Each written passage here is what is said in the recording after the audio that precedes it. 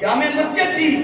جامع مسجد کو لسان اللہ سے اس لیے کہا گیا زمین کا بولنا، زمین بولی ہے تو کس سے بولی ہے؟ نواسہ رسول سے بولی ہے۔ یہ کیوں نہیں بتایا جاتا کہ سیدنا ابو ہریرہ رضی اللہ تعالیٰ عنہ بڑے دوڑے آ رہے ہیں، بھاگتے آ رہے ہیں، ایک سوار سواری پہ جا رہا ہے، سیدنا ابو ہریرہ نے ان کی سواری روکی، سواری روکنے کے بعد اپنے کندھے سے رومال اتارا، رومال اتارنے کے بعد اس سواری پہ جو سوار تھا دنیا اسے شہزادہ کہتی ہے، پیغمبر علیہ السلام اسے ریحانۃ النبی کہتے ہیں، پیغمبر فرمانے یہ میری خوشبو ہے، پیغمبر کی خوشبو سیدنا حسین بن علی گھوڑے پہ سوار ہیں۔ حضرت ابو ہریرہ نے ان کو دیکھا، دیکھتے ساتھ ان کی سواری کو روک لیا، اپنے کندھے سے رومال اتار کے سیدنا حسین سواری پہ سوار ہے، سیدنا حسین کے جوتے صاف کرنے شروع کر دیے۔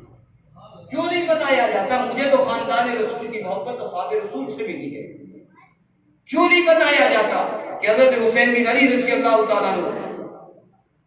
کئی جالے تھے، ساتھ کچھ لوگ تھے، حضرت ابو ہریرہ نے ان کو روکا، روکنے کے بعد ایک دم سامنے سے نظر پڑی، روکنے کے بعد کہا کہ اپنے پیٹ سے کپڑا اٹھائیے، سیدنا حسین نے اپنا کپڑا اٹھایا، فوراً حضرت ابو ہریرہ نے ان کے پیٹ کا بوسہ لیا، اور پوچھنے والوں میں بعد نے پوچھا یہ بندہ کون ہے؟ جو چاہنے والے سیدنا حسین کے ساتھ نے پوچھا یہ بندہ کون ہے جس نے آپ کے پیٹ کا بوسہ لیا؟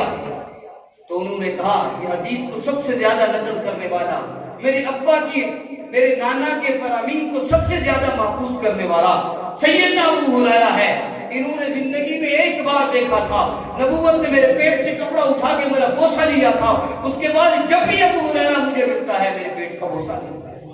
یہ کیوں نہیں بتایا جاتا؟ مجھے تو خاندان رسول کی محبت اصحاب رسول کی زندگی سے ملی ہے۔ جب پاکستان کے اندر الحاد پھیلنے لگا، رفس کے جراثیم بڑھنے لگے، قادیانیت سر چڑھ کے بولنے لگی، مستشرقین نے اپنے فلسفے کو قوم کے دل و دماغ میں ڈالنا شروع کر دیا، کچھ لوگ بیٹھے رات کی تنہائی میں رب سے مانگا، رب سے مانگنے کے بعد بیٹھے اور کہا کہ ہم امت کے مستقبل کو ڈیزائن کرنے کے لیے بیٹھے ہیں، ہم امت کے مستقبل کے لیے کوئی نئی نسل کس انداز میں رہے، امت کے مستقبل کو کن ہاتھوں میں دے۔ سوچنے کے بعد انہوں نے یہ